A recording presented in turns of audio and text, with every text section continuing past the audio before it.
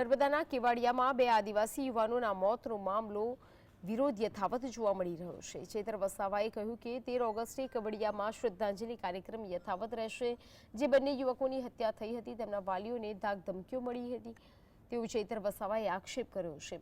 વસાવાનો આક્ષેપ છે કે કાર્યક્રમને નિષ્ફળ બનાવવા માટે સત્તાધારી પક્ષના લોકો અવનવા પૈંતરા અજમાવી રહ્યા છે। આ કાર્યક્રમમાં કોઈ રાજકીય પક્ષનો નહીં પણ આદિવાસી સમાજનો હોવાનું ચેતર વસાવાએ કહ્યું હતું।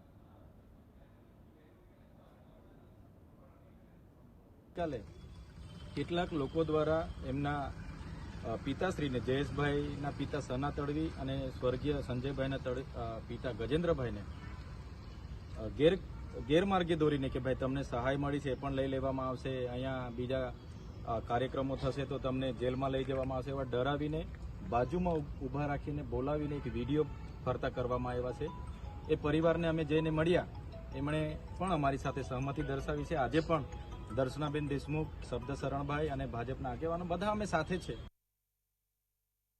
વધુ વિગતો સાથે સંવાદદાતા રફીક લાઈવ જોડાઈ ગયા છે। રફીક, હવે રાજનીતિ ગરમાઈ છે કારણ કે આદિવાસી યુવકની શ્રદ્ધાંજલિનો કાર્યક્રમ પોલીસે મંજૂરી આપી નહોતી, છતાં પણ શ્રદ્ધાંજલિ કાર્યક્રમ યોજાયો અને ચેતર વસાવા કે જે આપના ધારાસભ્ય છે તેમના દ્વારા કહેવામાં આવ્યું કે આ રાજકીય પક્ષ કે રાજનીતિ નથી પરંતુ આદિવાસી યુવાનો શ્રદ્ધાંજલિ કાર્યક્રમ છે।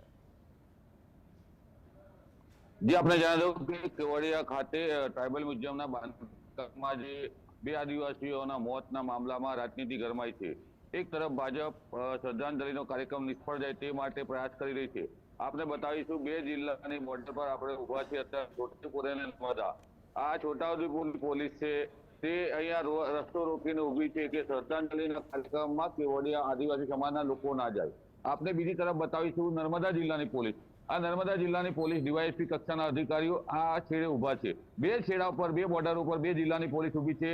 અહીંયાથી આગળ જવા ના દેવાય, નર્મદા જિલ્લામાં કોઈ પણ નેતા પ્રવેશે નહીં અને શ્રદ્ધાંજલિના કાર્યક્રમના સ્થળ સુધી પહોંચે નહીં તે માટેના સઘન પ્રયાસો વહીવટીતંત્રએ કર્યા છે। વહીવટીતંત્રએ શ્રદ્ધાંજલિના કાર્યક્રમને મંજૂરી નહીં આપી અને જે આદિવાસી સમાજના જે બે યુવાનોના મોતના મામલામાં શ્રદ્ધાંજલિમાં નેતાઓ ભેગા ના થાય, એક શ્રદ્ધાંજલિના કાર્યક્રમ યોજવામાં પણ સરકાર જાણે ડરી રહી હોય તેવું લાગી રહ્યું છે।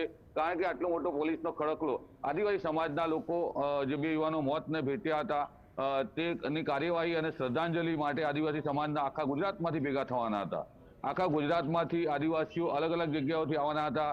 ઠેઠ ઉમરગામથી લગાવીને છોટાઉદેપુર સુધીના દાહોદ સુધીના જે આદિવાસી પટ્ટાના નેતાઓ છે તે કેવડિયા પહોંચવાના હતા, પરંતુ કેવડિયા ના પહોંચે તે માટે સમગ્ર છોટાઉદેપુર જિલ્લાની અને નર્મદા જિલ્લાની પોલીસને નાકાબંધી કરવામાં આવી છે। નર્મદા જિલ્લામાં કોઈને પણ પ્રવેશવા દેવામાં નહીં આવે, કોઈ પણ નેતા ના પ્રવેશે તે માટે છોટાઉદેપુર પોલીસ, આપને બીજી તરફ દ્રશ્યો બતાવીશું, છોટાઉદેપુર પોલીસ તો એક લક્ઝરી બસ પણ લાવી છે કે કોઈ પણ નેતા આવે તો એને ડિટેઇન કરીને આ લક્ઝરી બસની અંદર લઈ જવા। ત્યારે બીજી તરફ નર્મદાની પોલીસ પણ વાહનોનો ખડકલો કર્યો છે।